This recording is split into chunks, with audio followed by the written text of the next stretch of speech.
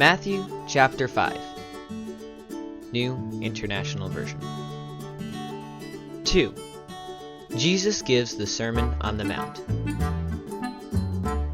Jesus gives the Beatitudes.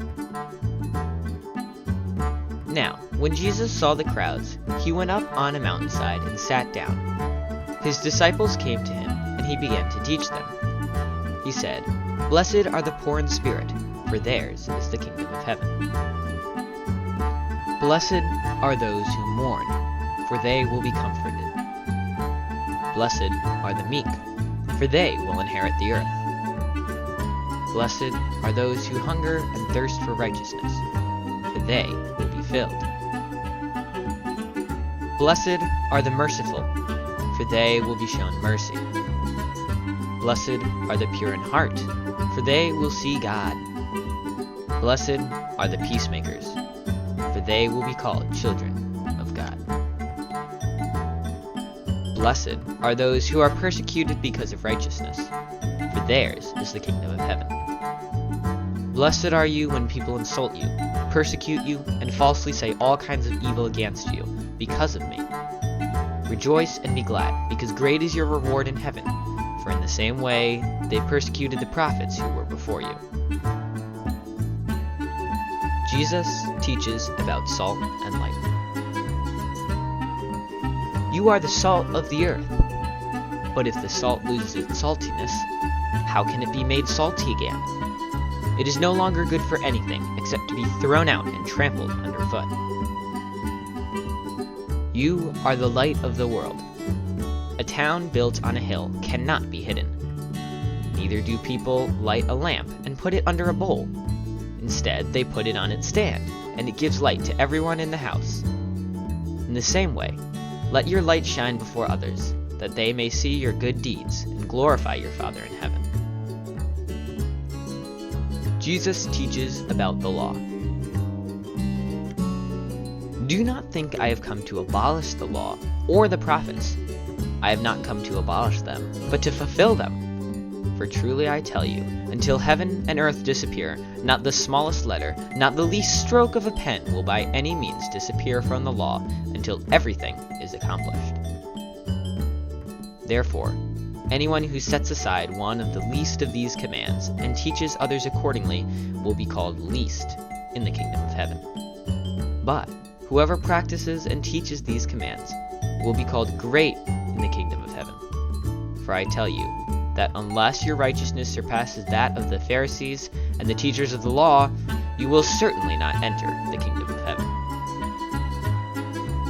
Jesus teaches about anger.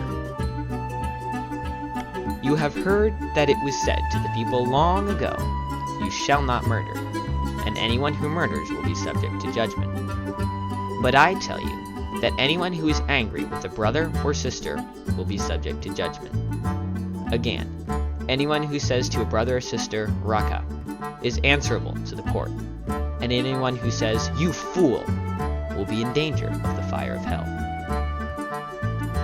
Therefore, if you are offering your gift at the altar, and there remember that your brother or sister has something against you, leave your gift there in front of the altar. First go and be reconciled to them, then come and offer your gift.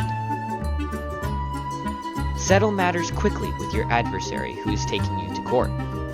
Do it while you are still together on the way, or your adversary may hand you over to the judge, and the judge may hand you over to the officer, and you may be thrown into prison. Truly I tell you, you will not get out until you have paid the last penny. Jesus teaches about lust. You have heard that it was said, "You shall not commit adultery." But I tell you that anyone who looks at a woman lustfully has already committed adultery with her in his heart. If your right eye causes you to stumble, gouge it out and throw it away. It is better for you to lose one part of your body than for your whole body to be thrown into hell. And if your right hand causes you to stumble, cut it off and throw it away. It is better for you to lose one part of your body than for your whole body to go into hell. Jesus teaches about divorce. It has been said that anyone who divorces his wife must give her a certificate of divorce. But I tell you that anyone who divorces his wife, except for sexual immorality, makes her the victim of adultery, and anyone who marries a divorced woman commits adultery. Jesus teaches about vows.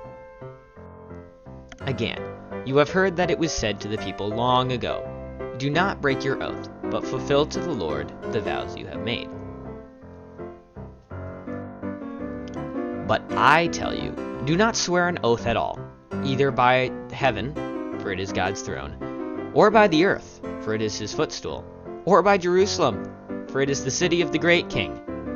And do not swear by your head, for you cannot make even one hair white or black. All you need to say is simply yes or no. Anything beyond this comes from the evil one. Jesus teaches about revenge. You have heard that it was said, "Eye for eye, and tooth for tooth." But I tell you, do not resist an evil person. If anyone slaps you on the right cheek, turn to them the other cheek also. And if anyone wants to sue you and take your shirt, hand over your coat as well. If anyone forces you to go 1 mile, go with them 2 miles. Give to the one who asks you, and do not turn away from the one who wants to borrow from you. Jesus teaches about loving enemies. You have heard that it was said, "Love your neighbor and hate your enemy." But I tell you, love your enemies and pray for those who persecute you, that you may be children of your Father in heaven.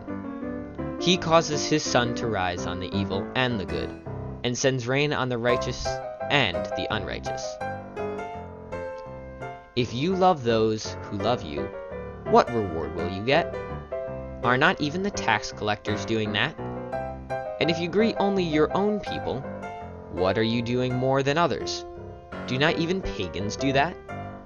Be perfect, therefore, as your heavenly Father is perfect.